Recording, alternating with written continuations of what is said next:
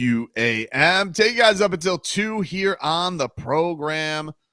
And let's go out to the Toyota of Hollywood guest line. Shop hundreds of Toyotas indoors in one of America's largest showrooms, the Toyota of Hollywood on 441 between Hollywood and Sheridan. She is undisputed champion in boxing, but now has decided to take it to the cage. She's fighting the PFL coming up on June 8th in Newcastle. You guys can watch that on DAZN for PFL Europe. Savannah Marshall joining us here on the show. What's up, champ? How are you? I'm good. I'm really good, thank you. So why do you want to get into MMA? I mean, you're master in boxing, Savannah. Why the hell do you want to step into the cage? It's like you're at the peak of your powers right now. I don't understand this insane journey you're going on. Oh, listen, every morning I wake up, I think, what on earth have I let myself in for? Every morning, but no, it was just the opportunity. It was there was nowhere really left for me to go in boxing. I was undisputed champion. The girl who I'd just beat, it'd become my mandatory again. No one really wanted to see that fight, and the only fight really left out there for me was the rematch with Clarissa, which hasn't happened. Doesn't look like it's going to happen. And then you had the PFL who come to me and said, "Look, have you ever thought about doing MMA? Potential for you to fight Clarissa in the cage." So that's what got me to sign on the dotted line. How hard was it to cross over to learn different skills from boxing?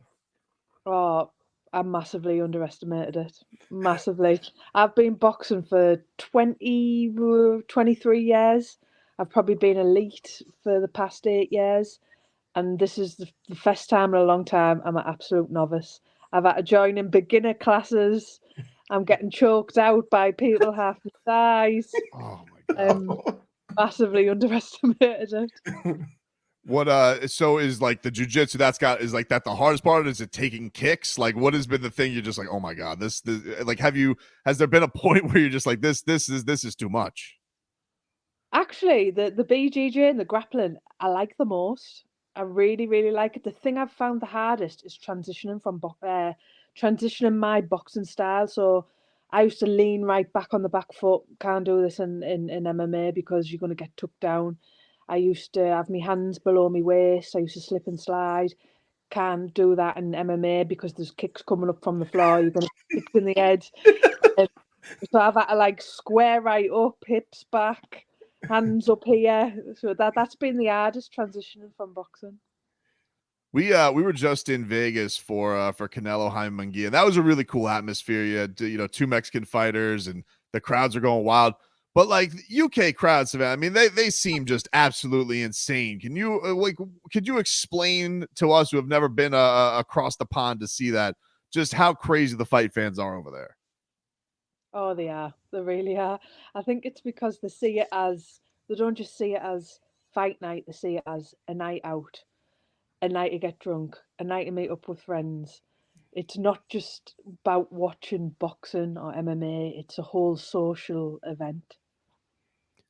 And like, is it the singing that you find to be the most delightful, or is it the celebratory drinking they're doing afterwards?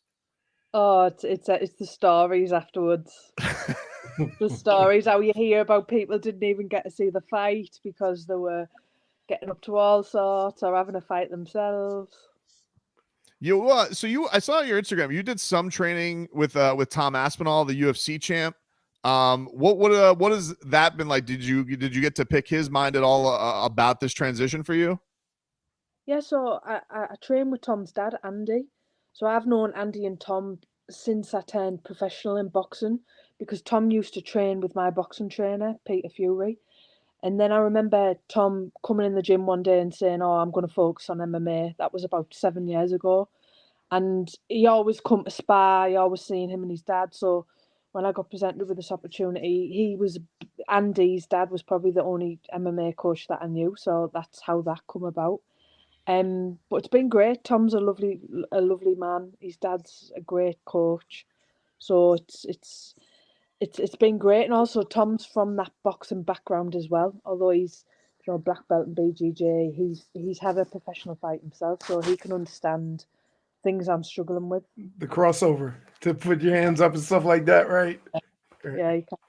Has it been wild though, you seeing how successful he's been? Because like no one's been able to really touch him other than an injury, but like he's skyrocketed since he's come to the UFC. Do you know what? Witnessing him train, I can see why, because his fast twitch muscle fibers, he's just lightning fast. His reactions, his footwork, that I think I can see why people can't get anywhere near him.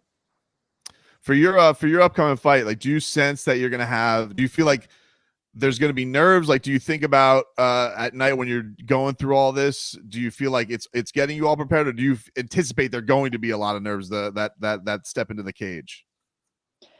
100%, 100%. I can honestly say now in boxing, I've had 14 professional fights, and I don't get nervous for boxing. I really don't. If anything, it's a bit of I've got to get up for it. Where this is just the unknown. It's going into the unknown realm. 4 ounce gloves, even the littlest details like walking to the cage in flip flops. Most fighters would never have to think about that, but this is all new for me. This is just wow. How is this going to pan out?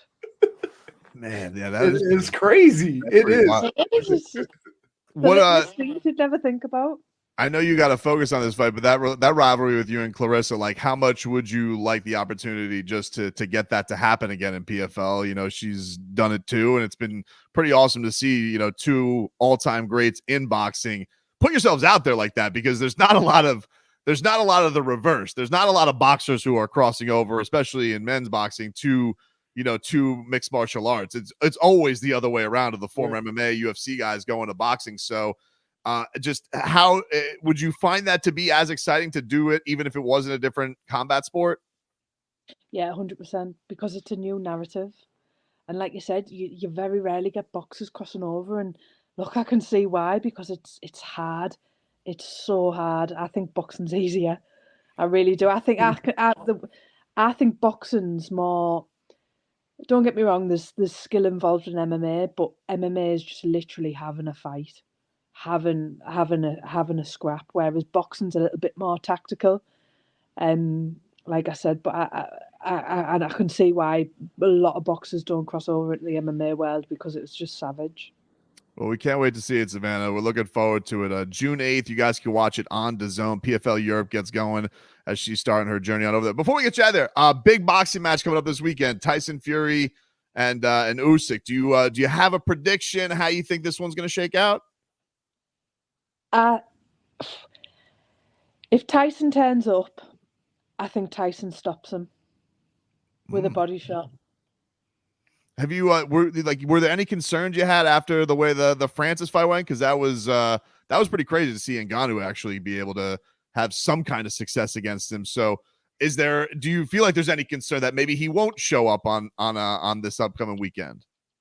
When I say, well, we lost her.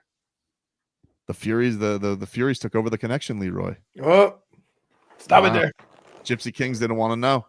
Yep. She was great. Very pleasant.